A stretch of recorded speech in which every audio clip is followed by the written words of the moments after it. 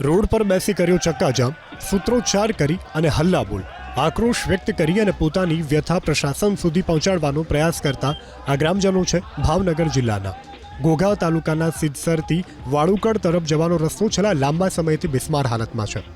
ગ્રામજનોની અનેક રજૂઆતો છતાં પણ રસ્તાનું કોઈ પણ સમારકામ કરવામાં નથી આવ્યું. આ જ મુશ્કેલીથી રોષે ભરાયેલા ગ્રામજનોએ ચક્કાજામ કરી અને વિરોધ પ્રદર્શન કર્યું. સાથે જ ગ્રામજનોએ નવો રસ્તો બનાવવાની પ્રશાસન સમક્ષ માંગ કરી. રાજ્યની શાળાઓમાં ધોરણ 1 થી 12માં લેવાતી એકમ કસોટીને લઈ અને વિરોધનો વંટોળ શરૂ થયો. GSERTના પૂર્વ નિયામક નલિન પંડિતે એકમ કસોટી નાબૂદ કરવા માટે ભાવનગર સ્થિત પોતાના નિવાસસ્થાને ઉપવાસ આંદોલન શરૂ કર્યું. આંદોલનને શૈક્ષણિક સંગઠનોએ પણ ટેકો જાહેર કર્યો.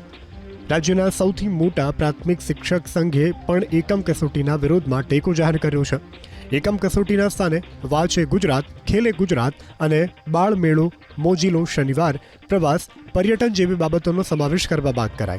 શુક્રવારે શિક્ષણ વિભાગે એકમ કસોટી માટે બેઠક બોલાવી હતી, જે મોકૂફ રાખી છે. આગામી દિવસોમાં નવી તારીખ જાહેર કરાશે.